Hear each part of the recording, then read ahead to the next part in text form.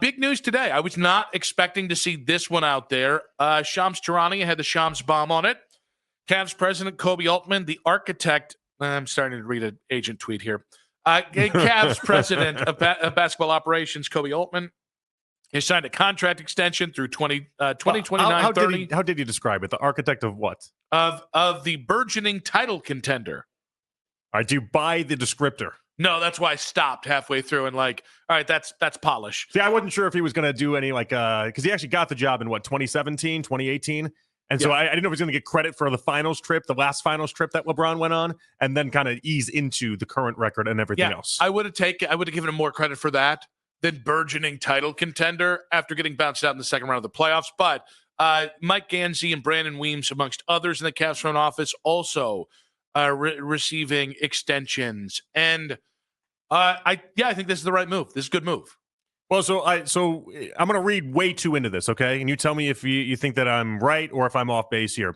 But if I was trying to make a big-time splash or a big-time move, wouldn't I want the security of my job? Like, you know me, when I think about this stuff, I always look at, are they safe with their job? Are they not safe with their job? Mm-hmm. And it feels like every time an executive and whether that's a president of basketball operations or a GM, somebody in the NBA makes a decision, it's based off of, can I keep my job after I do this? And so if you wanted to make a big time splash, wouldn't you want this security attached to it? Like, I almost see a scenario where Dan Gilbert was giving him this extension and playing with the idea that if you're going to make a big move, understand you can go for it by getting a LeBron or something else, and your job is still safe. You still have your job, and if not the job, you at least have the money attached to it. You can fail. You can take risks within the security. So let me ask you, do you think he did this because there actually is a big move that they're going to take a swing on, or it's the hypothetical, hey, I want you to know you have security in case that opportunity comes up? I think it's the hypothetical, but I do think it's interesting that the Cavs have been linked to LeBron over the weekend. You obviously were linked up with the Kevin Durant trade rumors. You're linked up with a couple different scenarios. And I don't know, maybe what was standing in their way of pulling the trigger in any of those other instances is Kobe saying, well, what happens if it doesn't work out and then I'm out on my ass and I don't have a job anymore? Whereas this is Gilbert saying, you got the flexibility to be able to do this. In lieu of something very specific, I'll probably err on the side of, I think this was just, hey, look at where you've taken the franchise. Even though we haven't gotten where we wanted to, let's solidify you and the other principal pieces in place, because regardless of the changing pieces around, I think Dan is very comfortable working with Kobe. And I think that's a good sign, by the way, because I think that means Kobe has proven that if Dan does I'm going to be a hover parent and then I'm going to kind of disappear for a minute, that Kobe can work within that. Well, it's a good time for Kobe in general, because Dan's now got his hand in the cookie jar in other aspects as well. Yep. He's bringing the WNBA team here. He's got the Cosm Sports coming. He's got all the new developments happening around the Cavs. Like, he's got a lot of reasons to not just be solely focused on the basketball team 24/7. I just kind of think it's fascinating that I think this is the first GM to get a contract extension, if I'm correct here, since is it Wayne Embry? I'm trying to think. Well, this is his third extension. Yeah, that's what I meant. Was like, you didn't just get the first extension; you got another extension here, and I think I just think that's cool. Like, to me, that means Dan likes and trusts Kobe, and I still don't know. Like, listen, I don't want to say so early into it, because the guy's had a job for 8 years, but there's still so much about Kobe's legacy that is to be written over the next couple of years that I still don't know entirely. Is he a good GM or is he a great GM? I like the fact that even though I don't agree with everything Kobe does, I like the fact that there's an acknowledgement here of, these guys have led us where we are, and we're gonna reward that, and we're gonna let them see this out, because I think that's the only way you could really screw this up, is if we went from, all right, well, JB was on the hot seat, he didn't get it done, now we got a new coach, now it's the GM's turn. No, you've got some consistency here, you've got some, we're a little solid here. Let's see where that continuity can go in terms of growing this team. I mean, I can't overstate enough how impressed I am with the ability of Koby Altman to take this from what's supposed to be a basketball wasteland after LeBron James and have this team to not only a 1 seed last year, but in the driver's seat to be a contender. Like, that's a really hard thing to accomplish. You lose LeBron James, you're supposed to just suck for a long time. This is supposed to be a really bad stretch of basketball, but he drafted Darius. He was able to draft Evan Mobley. He made the big trade for Donovan. You got Jared Allen at the right time. Like, he's done a lot of wizardry when it comes to piecing this thing back together. And he hasn't been perfect. Obviously, the neglect of the wings. Okay, we need to go back and look at that Isaac Okoro draft. You weren't drafting Tyrese Halliburton. That was not a great draft. Maybe a Devin Vassell would have been a game changer for you, even though he's still mostly been on bad teams. But I think the good outweighs the bad. And you look at it, all four of your best players, all four of your all-stars have been acquired by Koby.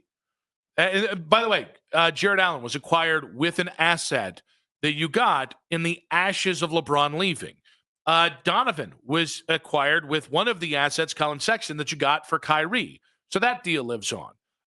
Evan, obviously, there's a little bit of luck there because it was either going to be Evan or Jalen Green, depending on where Houston went. But you drafted the right guy. You didn't get cute with it. Even Darius. Like, I remember the first four, that Darius draft, the first four guys off the board were pretty set in stone. Mm-hmm. And the last one being DeAndre Hunter, who went fourth. We were having knock him out, drag him out fights on this station the day of. And the day of, people were debating who to take. Even though some of the concern with Darius, undersized point guard, injury risk, even though that's bore fruit into the NBA, yeah, he took him, and Darius has developed into just a hell of a basketball player. Oh, I heard an NBA pod the other day debating whether or not Darius is the best player out of that draft. That was the Zion and Ja draft. And so I look at this and I look at and it really is like, it's so funny because we're so, especially with the news of the Quinshon stuff or the news of any of the stuff we've gotten it's very easy to get very cynical. When I saw this news, I just said, listen, I don't agree with the direction that Kobe's taken. I think he's being safe and a little too precious here. But I'm willing to be wrong about that, as I was last year when I was like, hey, if you can get value for Darius, trade him. He couldn't get value for Darius. They brought him back and they won 64 games and, we're the one seed until they got knocked off. Like, you can't ignore the body of work, even if there are things you can look at and go, well, I don't like that and I don't like that. Yeah, and what's interesting now is I'm thinking about the people in town, not to take us too far away from this for a second, but like, you have Antonetti and Chernoff that have been in their roles for 20 years. And then you have Andrew Barry, who's been on 6 years. And now, with Kobe, that's 8 years running. And throughout the contract duration would be 13 years. We got a lot of people that have been in place for a long time, but there's a lot of trust right now in Koby Altman. And I think that's what Dan is trying to tell you. I think that's what's okay. So like the Browns are in a really, really, really rough spot here. I'm just talking about, like, you're coming off 3-14. The Deshaun thing has been decided as the worst trade in NFL history. There's a lot of ambiguity in what this season is going to be. But if you look at the 5 seasons that these guys have been here, they haven't had enough success, but they have had more than, what other people have said. I know we're in the midst of bother about Antonetti and Chernoff and the status of this offense. You look at what these guys have accomplished. It's a very nice era of Guardians baseball. And same thing with Kobe, from his linkage to the second LeBron years and being the GM for the last year of that to rebuilding. Like, this is why when there are moments to completely melt down, I tend not to, because I'm like, a baseball team I can trust every other year to be good. Kobe's got this on lock, and Dan seems to have simmered down as an owner. And all right, you're not as in dire of a situation with the Browns as you were when these guys took over. No, it's interesting just to think about. And maybe this changes with Andrew Barry down the line, but like, at least from the basketball and baseball perspective, like, the two of them seem pretty solidified. But this is a good thing for Koby Altman. I think it's a good thing for Cavs fans to just look and see that not only can he rebuild it from nothing if you end up in that spot 2 years from now where you have all sorts of contract problems, and because especially the way the NBA is now, where they're constantly telling you to take it down to the studs and build it back up, but he can do it. He can pull it off. Well, I think what's interesting is if tomorrow the Guardians announced Chernetti were getting contract extensions, there would be people who are really frustrated because of the status of where the Guardians are. Yeah.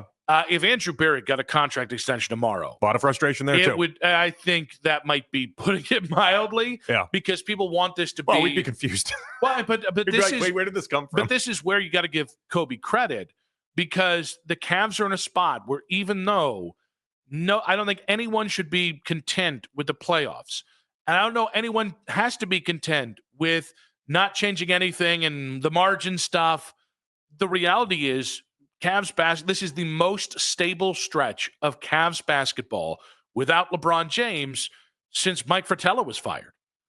And that includes since LeBron left the first time. That includes where you had 3 head coaches in 3 years, right? That includes, kind of the pre-LeBron years where we're taking Senegalese centers who have never played, and it's a huge risk there with the 7th pick. Like, I have qualms with him, but there's a part of me that's like, you've stabilized this thing in a way that a lot of other people tried to outside of LeBron and haven't been able to. That is a very good step for the Cleveland Cavaliers. And maybe this is what ultimately Haslam's looking at when he thinks about Andrew Berry. Because think about it, there's been multiple times within Koby Altman having this job where people have called for his head, and like very aggressively so. I remember thinking 3 years in, it was right around the John Beilein disaster. I remember thinking there's no way he escapes out of this. Yeah. Like there was just very little chance that he could not only escape it, but then also be able to turn it around. And then at that point, we had so many different people writing about him being fired and potentially being gone. And for him to just bounce back the way that he has, like it's really been impressive. And now obviously he gets the extension today and he's going nowhere, but he turned that thing around. It was an absolute 0 for a stretch there with Koby Altman, and everything was a battle. It didn't seem like he knew what he was doing. So now it seems like he for sure knows what he's doing, and he fixed it right. In the NFL, we very rarely have this narrative. In Major League Baseball, we very rarely have this narrative. In the NBA, all the time there are guys fired that it just doesn't make sense. It was an impetuous owner. It was a guy set up to fail. Of course he failed. Oh, to get Joe Dumars in place. No, exactly. What I think is great about this is I don't know if Kobe's going to stick the landing with his team. I don't know we're going to win a championship in the next 2 to 3 years. It feels farther away from that after the Pacers series this year than it did maybe a year before when he got bounced out by Boston. So there is a big I don't know. It's still tough to see the forest from the trees. What I do know is that Kobe and his, I almost called them acolytes, his lieutenants deserve the opportunity to see this through. And so what I really hope this means is in a year's time, if we're sitting on the precipice of another disappointing playoff exit, then we're not just paying Koby Altman 4 years to just chill at home and just be like a house dad. Like I hope this really is what it looks like, which is Dan Gilbert saying, all right, you've gotten us here. I'm going to give you a long time to figure this out, because even if 3 years go by and you've topped out in the conference finals, it'll still be the most consequential non-LeBron run in Cavs history. When you stack them back to back, it will have surpassed the Lenny Wilkins, Wayne Embry Cavs. When you talk about the time, though, with extension, that's the important part here, because he can take a big time swing if he wants now and live through the repercussions of it, or he can just say, "I'm right about this setup. You guys think it's a puzzle piece that doesn't fit all together, right? But I'm right about this, and I want to see this thing through." It just gives him a lot of flexibility. Now, are you reading anything into the Brandon Weems side of this at all? Because of the LeBron stuff? Yeah. No. If he People was want to. Of course, we want LeBron back, and we want him to take a buyout. LeBron's already tweeted out about it. LeBron's excited. Yeah, people are saying that as shade at Kobe, and it's like, no, Brandon's this guy. Like, what are we doing here? He's not trying to get Brandon as the GM. Kobe just got an extension. Everybody got an extension. It's a good thing. Did we not see the tweet? He got the extension. he got his job secure. It's okay.